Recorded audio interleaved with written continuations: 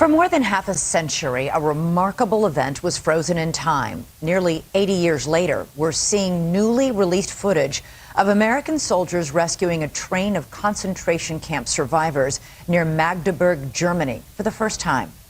It was April 1945, just 5 months before the end of World War II.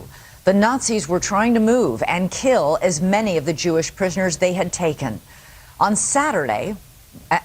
Saturday, American soldiers were sent to investigate a train that had curiously stopped on tracks deep inside Nazi Germany. One of the soldiers had a camera, and what he recorded that day, and is now for the first time coming to light, is a powerful portrait of suffering, hope, and resilience. News Nation's Rich McHugh joins us with never-before-seen footage and the story of one face in the crowd. The footage is silent, but it speaks volumes. And remarkably, in the past few days since this video has surfaced, some have scanned the faces in the footage and found their loved ones.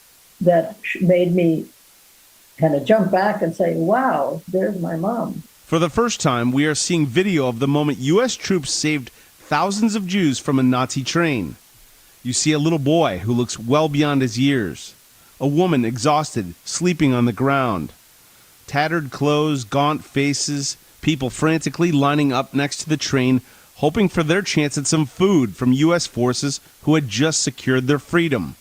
Some are waving to the cameraman. Written on one of the train cars, 3 cheers for the U.S. It was April 1945, and while the Farsleben train rescue had been captured in pictures like this, a mother and daughter newly freed from their captors, this is the first time video of the incident has been found, uncovered after 78 years.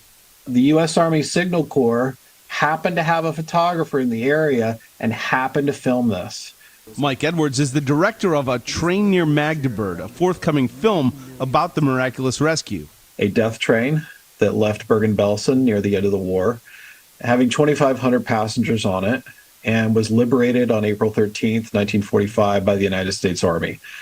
2,500 people is 2.5 times the size of Schindler's List, and it was liberated in a single moment. Thousands of prisoners of the Nazi regime, Jews from all over war-torn Europe, suddenly realized they were free. Elizabeth Siemens saw her mother's face in the footage. It was just so surprising and so amazing to me, and that I actually recognized my mother there. I had not expected that, and it was just wonderful, really a wonderful surprise.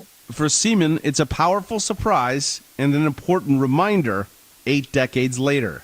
People do need to remember the atrocities that occurred there, not with any sense of vengeance or revenge or hatefulness or anything like that, but to do the best they can to relate well to others, people who are different from themselves, and to care about humanity one-on-one and encounter everyone with a sense of love and good expectations. Nazi trains, if you look at photographs of trains in the Holocaust, most of them, if not all of them, lead to death. This one leads to life. For News Nation, Rich McHugh. Joining us now is Matthew Rozell, who first found the photos of the train near Magdeburg. He is a history teacher and a Holocaust researcher. Great to have you on the show, Matthew. You first found the story of this rescue and then some photos when you interviewed a veteran in the year 2001, and he almost forgot to tell you about it. Yes, I started a World War II oral history project back when our World War II veterans were still with us, and the students really reacted positively to it. One of my students had a grandfather who was in the war. He was a tank commander who landed in Normandy. He fought for 10 months across Europe, battled the Bulge, crossed into Germany, and by April 1945, he said that they were just going 18 hours a day.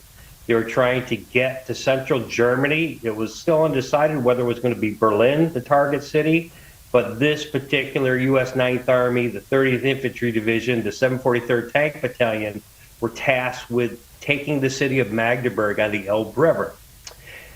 When they got near the site, this is literally the morning they heard that their commander-in-chief, Franklin Delano Roosevelt, had died. they got that message passed down the column, and then 2 tanks were pulled out of the tank column, about 20 tanks, and they were ordered with their major in a Jeep to go and investigate a train that was curiously stopped in a little valley near the Elbe River. Couldn't go any further. The locomotive had already left. It was disattached. Apparently the German guards had left, and it was just filled with 2,500 starving, emaciated people who needed help. They were in distress. So as I concluded the interview, he forgot to tell me about this incident. He was so, I don't know if you want to call it traumatized by recounting all the battles that he had fought through. This was a part of the war that just slipped his mind for an instant. So his daughter chimed up just before I turned the camera off and said, "Dad, did you tell Mr. Rozell about that train?" Yeah. I said, "No." And he started to tell me. You know, the photo and later the video you found is so searing. We know that the Nazis were trying to kill as many Jews as they possibly could. And this tank these crews and that vet that you interviewed had no idea when they stumbled upon them what they were going to find. At that point, we didn't fully know the full horrors of what Hitler had been doing. Oh, that's exactly true. These GIs were totally stunned. They saw this sea of humanity that was crying for help. They were overjoyed, but they were so exhausted.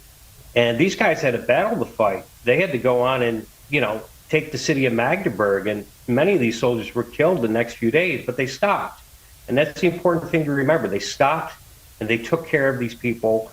They got them to safety. They had recently taken a German military base that had hospitals and barracks, and they got these people to where they could Wow. start to recuperate.